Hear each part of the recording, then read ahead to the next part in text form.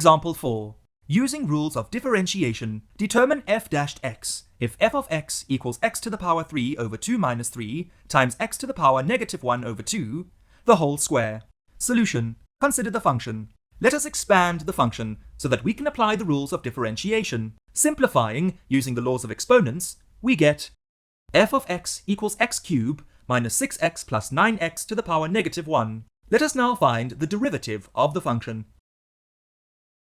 Consider the first term. D over dx of x cubed equals 3x squared. Consider the second term.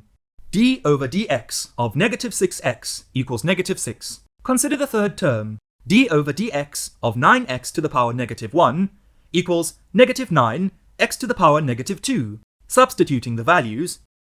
Therefore, f-x equals 3x squared minus 6 minus 9 x to the power negative 2.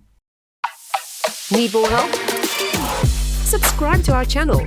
Can't wait that long? Ask Masky to help you and let the math finally start mathing.